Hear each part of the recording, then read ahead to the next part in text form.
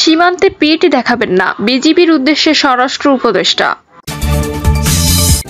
এদিকে শেখ হাসিনা সহ 7 জনের বিরুদ্ধে হত্যা মামলা রেকর্ড করার নির্দেশ। জানাবো অন্তর্বর্তী সরকারের মেয়াদ প্রসঙ্গে যা বলেছেন জাতিসংঘ। আরো জানাবো এই সরকারকে আমাদের সহযোগিতা করতে হবে বললেন মির্জা ফখরুল।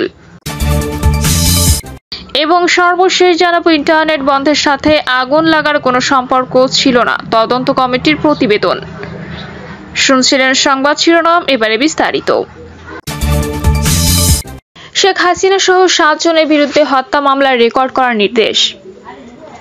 রাজধানীর মোহাম্মদপুরে আবু সাইদ নামের এক মুদি দোকানিকে গুলি করে হত্যার ঘটনায় আওয়ামী লীগ সভাপতি ও সাবেক প্রধানমন্ত্রী শেখ হাসিনা সহ 7 জনের বিরুদ্ধে আনা অভিযোগ এজাহার হিসেবে রেকর্ড করার নির্দেশ দিয়েছেন আদালত। ঢাকার চিফ মেট্রোপলিটন ম্যাজিস্ট্রেট আদালতের ম্যাজিস্ট্রেট রাজেশ চৌধুরী আজ এই আদেশ দেন।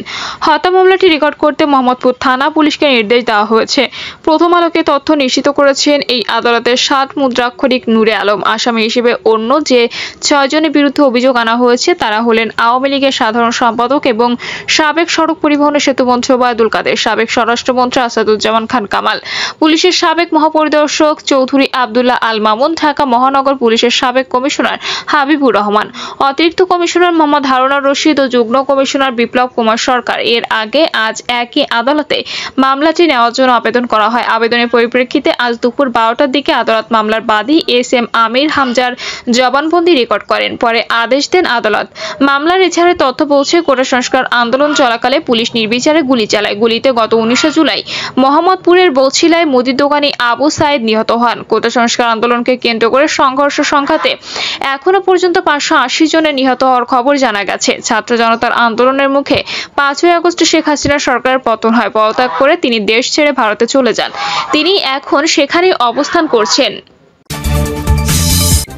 অন্তর্বর্তী সরকারের মেয়াদ প্রসঙ্গে যা বলেছে জাতিসংঘ। ডক্টর মোহাম্মদ ইউনূসের নেতৃত্বে গঠিত অন্তর্বর্তী সরকার কতদিন ক্ষমতায় থাকবে প্রশ্ন এবার উঠেছে জাতিসংঘের নিয়মিত প্রেস ব্রিফিংয়ে।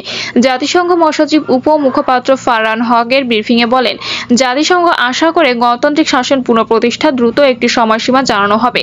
ব্রিফিংয়ে এক সাংবাদিক প্রশ্ন করেন, প্রাতিষ্ঠানিক সংস্কারের পরিপ্রেক্ষিতে বাংলাদেশের অন্তর্বর্তী সরকার ন্যায় বিচার প্রতিষ্ঠা, কার্যকর অর্থনীতি, গণতন্ত্র, আইনের শাসন এবং স্বচ্ছ ও জবাবদিহিমূলক সরকার গড়ে তুলতে কতদিন বহাল থাকতে পারে সে বিষয়ে জাতিসংঘের কোনো অনুমান আছে কি? জবাবে মহাসচিবের মুখপাত্র বলেন, আমরা বাংলাদেশে অন্তর্বর্তী সরকারের সঙ্গে যোগাযোগ রেখে চলেছি। আশা করছি সরকার গঠনের জন্য একটি উন্মুক্ত অন্তর্ভুক্তিমূলক প্রক্রিয়া অব্যাহত থাকবে। গণতান্ত্রিক শাসন পুনঃপ্রতিষ্ঠা দ্রুত একটি সময়সীমা জানানো হবে। আরেক প্রশ্নে জানতে চাওয়া হয়, ছাত্র আন্দোলনের সময় 3 জন সাংবাদিক নিহত হয়েছেন। 5ই আগস্ট শেখ হাসিনা দেশ ছাড়ার পরও অনেক গণমাধ্যমের দপ্তর ও সাংবাদিকের ওপর হামলা হয়েছে। জাতীয় প্রেস ক্লাবের সভাপতি ও সাধারণ সম্পাদকের কক্ষে লুটপাট করা হয়েছে। এই পরিস্থিতিতে জাতিসংঘের প্রতিক্রিয়া কি? ফারহান হক বলেন, হ্যাঁ, যে কোনো জায়গায় যে কোনো কারণেই হোক না কেন আমরা সাংবাদিকদের ওপর সব ধরনের হামলার বিরুদ্ধে। বাংলাদেশে যেসব হামলার খবর প্রকাশিত হয়েছে তাতে আমরা শঙ্কিত। এই সরকারকে আমাদের সহযোগিতা করতে হবে বললেন মির্জা ফখরুল। বিএনপির মহাসচিব মির্জা ফখরুল ইসলাম আলমগীর বলেছেন, আমরা এক ভেলকিবাজি, ভয়ানক হত্যাকারী, ফ্যাসিস্ট, নিষ্ঠুর, নির্যাতনকারী শাসক শেখ হাসিনার হাত থেকে মুক্তি পেয়েছি। আওয়ামী সরকার লুটেরা সরকার। বর্তমান অন্তর্বর্তী সরকারকে আমরা ধন্যবাদ জানাই। এই সরকারকে আমাদের সহযোগিতা করতে হবে। মির্জা ফখরুল বলেন, কোনো লড়াই সংগ্রাম একদিনের জন্য নয়। আওয়ামী লীগ ক্ষমতায় আসার পর থেকেই বিএনপি নেতাকর্মীদের উপর অনেক নির্যাতন, নিপীড়ন চালিয়েছে। আমরা তখন থেকেই তাদের এই কর্মকাণ্ডের বিরুদ্ধে লড়াই সংগ্রাম করে আসছি। আওয়ামী লীগ সরকার আমাদের 7 লাখ লোকের উপর নির্যাতন, নিপীড়ন চালিয়েছে। আমাদের প্রায় 1000 লোককে গুম ও 3000 লোককে হত্যা করেছে। বিভিন্ন সময় আমাদের হাজার হাজার লোককে গ্রেপ্তার করেছে। আপনারা অনেকে অনেকবার জেলে গেছেন, আমিও আপনাদের সঙ্গে জেলে গেছি।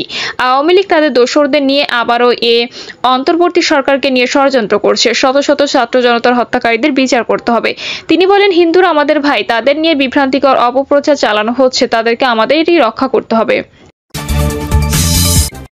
ইন্টারনেট বন্ধের সাথে আগুন লাগার কোনো সম্পর্ক ছিল না, তদন্ত কমিটির প্রতিবেদন। শিক্ষার্থীদের আন্দোলন ঘিরে ইন্টারনেট বন্ধ ও চালু করার বিষয়টি ডাক ও টেলিযোগাযোগ বিভাগের প্রশাসনিক অনুমোদন ব্যতি রেখে তখনকার প্রতিমন্ত্রী জুনায়েদ আহমেদ পলকের মৌখিক নির্দেশক্রমে বাংলাদেশ টেলিযোগাযোগ নিয়ন্ত্রণ কমিশনের চেয়ারম্যান প্রকৌশলী মোহাম্মদ মহিউদ্দিন আহমেদের নির্দেশনায় সম্পন্ন করা হয়। ইন্টারনেট বন্ধের সাথে ডেটা সেন্টারে আগুন লাগার কোনো সম্পর্ক ছিল না। সরকার পতনের পর গঠিত তদন্ত কমিটির প্রতিবেদনে এসব বিষয় তুলে ধরা হয়েছে। শিক্ষার্থীদের কোটা সংস্কার আন্দোলন ঘিরে 17 জুলাই মধ্যরাত থেকে মোবাইল ইন্টারনেট সেবা এবং 18 জুলাই রাতে ব্রডব্যান্ড ইন্টারনেট সেবা বন্ধ করে দেওয়া হয়। ইন্টারনেট বন্ধের কারণ হিসেবে সরকারের উচ্চ পর্যায় থেকে বিভিন্ন রকম বক্তব্য দেওয়া হয়েছিল সে সময়। তদন্ত প্রতিবেদনে আরও বলা হয়েছে, ইন্টারনেট বন্ধের সাথে ডেটা সেন্টারে আগুনে ক্ষতিগ্রস্ত হওয়ার বিষয়টি সম্পৃক্ত করে প্রচারণার মাধ্যমে সাবেক প্রতিমন্ত্রী জুনায়েদ আহমেদ পলক জাতির সাথে মিথ্যাচার ও প্রতারণা করেছেন। সীমান্তে পিঠ দেখাবেন না, বিজিবির উদ্দেশ্যে স্বরাষ্ট্র উপদেষ্টা। দেশের সীমান্তে ঢুকে মানুষ মারলেও পতাকা বৈঠক করে বলা হতো সব ঠিক হয়ে গেছে। একথা উল্লেখ করে স্বরাষ্ট্র উপদেষ্টা brigadier general M Sakhawat Hossain বলেছেন, সেই দিন শেষ হয়ে গেছে। বর্ডার গার্ড বাংলাদেশের উদ্দেশ্যে স্বরাষ্ট্র উপদেষ্টা বলেছেন, বিজিবির মতো একটা ফোর্সকে পিঠে দেখাতে বলেছে সীমান্তে। সীমান্তে আমাদের লোক মারে বিজিবি পতাকা বৈঠক করতে বাধ্য হয়। আমি বলেছি যে পিঠ দেখাবেন না, এনাফ ইজ এনাফ। বৈষম্য বিরোধী ছাত্র আন্দোলনের কর্মসূচিকে কেন্দ্র করে আহত বিজিবি সদস্যদের দেখতে আজ পিলখানায় বিজিবি হাসপাতালে যান স্বরাষ্ট্র উপদেষ্টা। সেখানে চিকিৎসাধীন শিক্ষার্থীদের চিকিৎসার বিষয়ে খোঁজ খবর নেন। তাদের খোঁজ খবর নেওয়ার পরে সাংবাদিকদের সঙ্গে আলাপকালে তিনি এসব কথা বলেন। এদিকে গত রোববার চাঁপাইনবাবগঞ্জের শিবগঞ্জ সীমান্তের ওপারে ভারতীয় সীমান্তরক্ষী বাহিনীর গুলিতে এক বাংলাদেশি নিহত হয়েছেন। বাংলাদেশের সংবাদ মাধ্যমগুলো আজ এই খবর প্রকাশ করেছে। পিলখানার স্বরাষ্ট্র উপদেষ্টা সাংবাদিকদের বলেন, আমাদের সীমানার মধ্যে ঢুকে মারে আর আমরা বলি পতাকা বৈঠক করেছে, সব ঠিক হয়ে গেছে বা আমি জানি না। That days are over. দেশের বিভিন্ন বাহিনীকে দানব বানানো হয়েছে উল্লেখ করে এম সাখাওয়াত হোসেন বলেন, 15 বছর এই ফোর্সগুলোকে দানব বানিয়েছে। যারা বানিয়েছে তাদের আন্তর্জাতিক আদালতে নিয়ে যাওয়া হবে। তারা কত লোক মেরেছে, প্রত্যেকটি ইনস্টিটিউশন ধ্বংস করেছে। এগুলো ন্যাশনাল ফোর্স, কারো পার্সোনাল ফোর্স নয়। পুলিশ বাহিনী প্রসঙ্গে স্বরাষ্ট্র উপদেষ্টা বলেন, পুলিশ খুবই অনুতপ্ত। এখানে আসার সময়ও দেখলাম পুলিশের সঙ্গে ছাত্ররা কাজ করছে।